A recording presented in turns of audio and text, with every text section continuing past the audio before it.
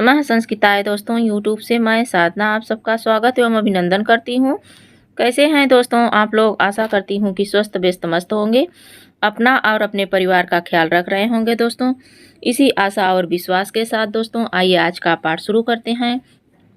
आज हम लोग फिर से महाकवि कालिदास द्वारा रचित मेघदूतम खंड काव्य लेके हाजिर हुए हैं। मेघदूतम खंड काव्य में आज हम लोग 22वें श्लोक का अध्ययन करेंगे। उसके पहले जैसे हम लोग करते आए हैं उसी तरह करेंगे। पहले 21वें श्लोक का वाचन कर लेते हैं, अध्ययन कर लेते हैं।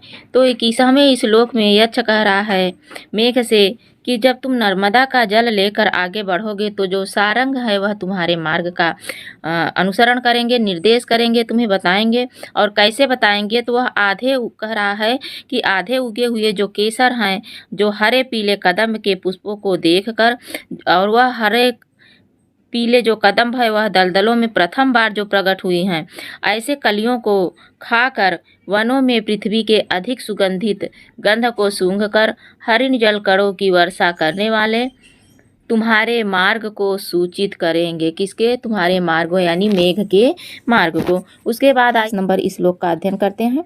22 नंबर श्लोक में का वाचन करेंगे, फिर उसके बाद इसके अर्थ को समझेंगे। तो यह है अम्भो बिंदु ग्रहण चतुरास चातकान्वीक्षमाणा श्रेणीभूताः परिगणनया निर्दिशन्तो बलाका त्वमसाध्यस्तनितसमये मानयिष्यन्ति सिद्धा सुत्कम्पानि प्रियसहचरीं सम्भ्रमालिङ्गितानि अम्भो बिंदु ग्रहण चतुरांश्चातकान् वीक्षमाणा वीणीभूताः परिगणनया निर्दिशन्तो बलाकाः त्वामासाध्यस्तनितसमये मानयिष्यन्ति सिद्धाः सुत्कम्पानि प्रियसहचरी संभ्रमालिङ्गितानि। अर्थात इस 22वें श्लोक में जो यक्ष है वह मेघ से कह रहा है, कहता है कि सिद्ध पुरुष तुम्हारी गर्जना, जो सिद्ध पुरुष हैं, जो देवता हैं, वह तुम्हारी गर्जना के समय अपनी प्रिया का आलिंगन प्राप्त होने के कारण तुम्हारे कृतज्ञ होंगे। क्या होंगे? तुम्हारे कृतज्ञ होंगे। अर्थात वह कह रहा है कि जो अम्भो बिंदु ग्रहण चतुरान, अम्भो बिंदु ग्रहण चतुरान का अर्थ होगा कि जल बिंदुओं के ग्रहण करने में निपुण। क्या? जल, यहाँ पे है जल बिंदुओं को ग्रहण करने में निपुण। जो वीक्षमाणा है, वीक्षमाणा यानी देखते हुए। वीक्षमाणा क्या है? देखते हुए, वीक्षमाणा देखते हुए। श्रेणीभूताः पंक्तिबद्ध होकर। क्या? श्रेणीभूताः जो पंक्तिबद्ध होकर एक लाइन में, श्रेणीभूता पंक्तिबद्ध होकर एक लाइन में। परिगणयन मतलब गिने जाते हुए। परिगणयन का अर्थ होगा जो गिने जाते हुए, दिखाई देते हुए ना। तो फिर एक साथ जो जाते हुए, गिने जाते हुए। निर्दिशे तो मतलब क्या करेंगे? दिखाते हुए, निर्देश करते हुए, दिखाते हुए। बला का मतलब बकुलिया, यानी तुम्हारे आगे आगे जो बकुलिया एक श्रेणी में, एक मालाबद्ध होकर एक श्रेणी में तुम्हें आगे का मार्ग दिखाते हुए, समझाते हुए। श्री त्वामा साध्य क्या है? त्वामा साध्य, स्वत्वामा साध्य का अर्थ होगा दोस्तों कि तुम्हें साधते हुए, तुम्हें बताते हुए, तुम निर्देश करते हुए। अस्तनित समय, गर्जन के समय, जब तुम क्या करोगे? बरसने के लिए तैयार होगे, गर्जना करोगे, उसी समय क्या करेंगे? मानयिष्यति सिद्धा, जो सिद्ध पुरुष हैं वह मानयिष्यति मतलब क्या करेंगे? मानयिष्यति का अर्थ होगा कि कृतज्ञ होंगे। क्या होंगे? कृतज्ञ होंगे, तुम्हारा उपकार मानेंगे। कैसे मानेंगे? सोत्कम्पानि कंपकपी सहित, सोत कंपानी जो कांपती हुई, कंपकपी सहित। प्रिय सहचरी लिंगतानी संभ्राम लिंगतानी यानी प्रिय पत्नियों के द्वारा घबराहट से जो उनका आलिंगन करेंगी, ऐसा उनका आलिंगन यहाँ पे त्वमा आसाद यानी तुम्हारे द्वारा पाकर वो बहुत तुम्हारा कृतज्ञ हो जाएंगे। तो आइए हम लोग उसके बाद यहाँ पे अन्वय के आधार पर देखते हैं कि अन्वय के आधार पर क्या है। इसे भी थोड़ा सा बड़ा कर लेते हैं। अन्वय के आधार पर इसे देख लेते हैं। अन्वय में कह रहा है कि अम्भो बिंदु ग्रहण चतुरान, अम्भो बिंदु ग्रहण चतुरान अर्थात जल बिंदुओं के क्या, जल बिंदुओं के ग्रहण करने पर, ग्रहण चतुरान ग्रहण करने पर, चातकान कौन, वह चातक कौन, वही जो चातक है, बीक्षमाणा का अर्थ होगा देखते हुए, यानी जो जब तुम क्या करोगे, बरसोगे, तुम्हारे जलबिंदु को चातक ग्रहण कर लेगा।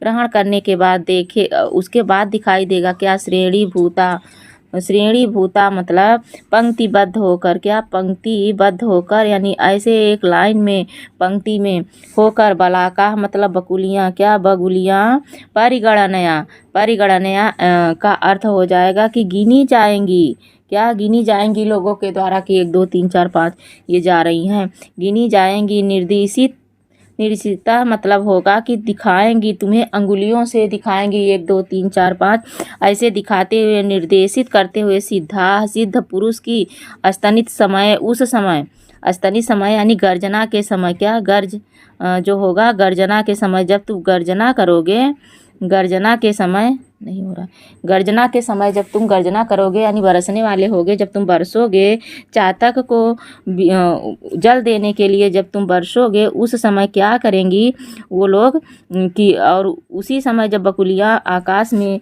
पंक्तिबद्ध होंगी, तभी जो होंगी कि लोगों के द्वारा देखी जाएंगी, गर्जना के समय गिनी जाएंगी। और उसी समय सिद्ध पुरुष, जो सिद्ध पुरुष हैं, उनकी जो पत्नियां हैं स्तनित यानी गर्जना के समय शोथ कंपानी यानी कांप कर, कैसे कांप कर यानी कपकपी के कारण, प्रिय सहचरी संलिंगितानी क्या करेंगे यानी कंपित के सहित, घबराहट के सहित, प्रिय पत्नियों के घबराहट के कारण क्या करेंगे, आलिंगनों को पाकर, असाध्य मतलब पाकर, पाकर, त्वाम मतलब तुम्हारा, एक किसके लिए है, मेघ के लिए है, त्वाम तुम्हारा, मानिष्यति मतलब कृतज्ञ होंगे, क्या कृतज्ञ होंगे, कृतज्ञ होंगे, बन नहीं पा रहा, मैं बोल रही हूँ, आप लोग सुनिएगा, कृतज्ञ होंगे। उसके बाद आइए हम लोग देखते हैं यहाँ पे विशेष विशेषण को समझते हैं कि इस पंक्ति में जो है विशेष विशेषण क्या है, इसे जान लेते हैं। शब्द को तो हम लोग समझ लिए, विशेष विशेषण को समझें। तो सबसे पहले यहाँ चातकान क्या है, ये चातकान है, चातकान 1 नंबर का विशेषण है। तो इसका जो विशेषण होगा अम्भो बिंदु ग्रहण चातुरान, क्या होगा, ये होगा अम्भो बिंदु ग्रहण चातुरान, ये भी 1 नंबर का होगा, क्या है 1 नंबर का ए भी होगा। उसके बाद दूसरा है बलाकाह, बलाकाह यहाँ पे है ना, तो बलाकाह होगा, बलाकाह का होगा श्रेणी भूता, क्या होगा श्रेणी भूता यानी 2 नंबर, और ये भी 2 नंबर। उसके बाद तीसरा है सिद्धा, सिद्धा पुरुष, तो सिद्धा पुरुष की जो होगी निर्देशिता, क्या होगा निर्देशिता, यह तीसरा विशेषण है, क्या है तीसरा विशेषण है।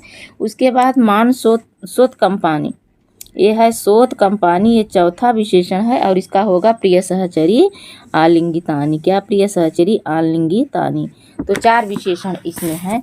तो कौन कौन सबसे पहले है चातकान, उसके बाद बलाकाह, उसके बाद सिद्धा मानसोत्कानी। तो फिर उसके बाद आइए हम लोग भावार्थ को देखते हैं कि भावार्थ क्या कह रहा है। यहाँ पे भावार्थ है, भावार्थ को समझते हैं। जल बिंदुओं को ग्रहण करने में निपुण चातकों को देखते हुए पंक्तिबद्ध बगुलों को गिनती के द्वारा अंगुलियों से यानी अंगुलियों से दिखाएंगी कि वो देखिए बकुलियाँ कितने बढ़िया पंक्ति में जा रही हैं, 1 2 3 4 ऐसे करते हुए दिखाते हुए सिद्ध लोग गर्जन के समय कपकपी सहित प्रिय पत्नियों द्वारा घबराहट से किए गए आलिंगनों को पाकर तुम्हारे प्रति क्या होंगे कृतज्ञ होंगे। किसके प्रति कृतज्ञ होंगे, मेघ के प्रति। कौन कृतज्ञ होगा, सिद्ध पुरुष। क्यों कृतज्ञ होंगे, क्योंकि अपनी पत्नियों का आलिंगन पा जाने के कारण, क्यों होंगे? पत्नियों का आलिंगन पा जाने के कारण कृतज्ञ हो जाएंगे। उसके बाद आइए हम लोग देखते हैं टिप्पणियों को, समझते हैं कि इसमें टिप्पणियाँ क्या हैं। तो सबसे पहले है अम्भो बिंदु ग्रहण चतुरान। अम्भो बिंदु ग्रहण चतुरान में कौन सा समास है? तो इसे देख लेते हैं।